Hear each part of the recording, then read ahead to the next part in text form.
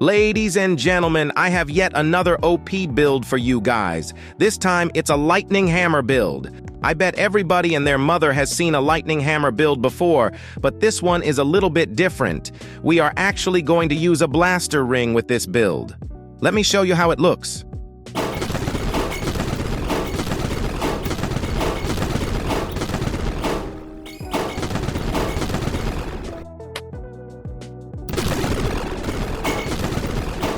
As you can see, it has huge area of effect, meaning it's incredible for crowd control. The single target DPS is also very good. Allow me to explain how the build functions.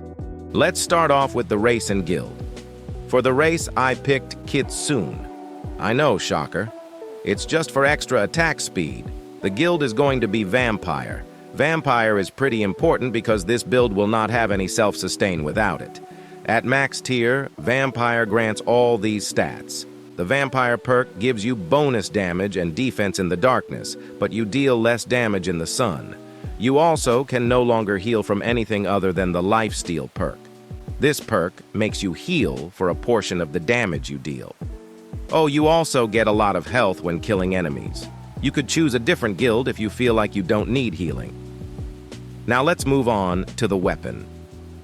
Our blade is obviously going to be Lightning Hammer. It grants us arguably the most important perk of the build, which is called Static Build-Up.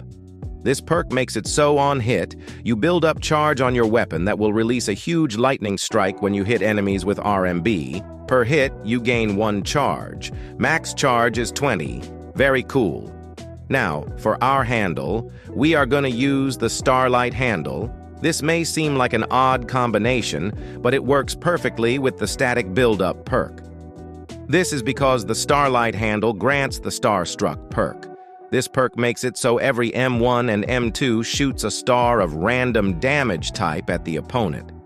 It works great with the blade, because the stars actually charge the weapon. This allows you to achieve weapon charge way faster than usual. Beautiful. For our armor, we are going to use Wind Spirit set with the mythical enchant. The only reason we are using this armor with this enchant is because it provides us with the most possible air boost. The mythical enchant basically just doubles all positive boosts. Now, for our ring, we are going to use the blaster ring, obviously.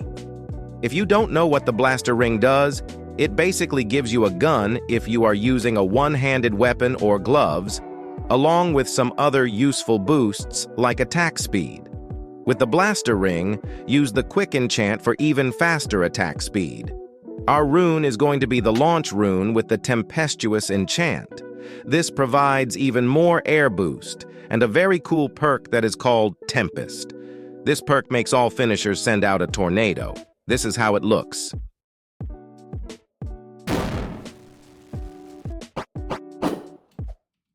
Sick. All right, that's all for our gear.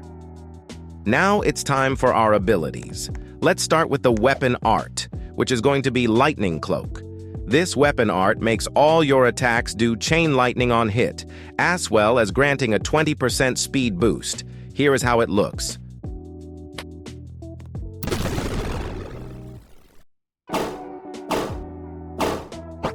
All right, now for our rune. Basically, it just launches you far up into the air. This is how it looks. Good for escaping tricky situations. That's all. All right, that's the build. I hope you enjoyed the video and learned something new. Here is my rating for the build. Thank you for watching. Have a great day. Bye-bye, friends.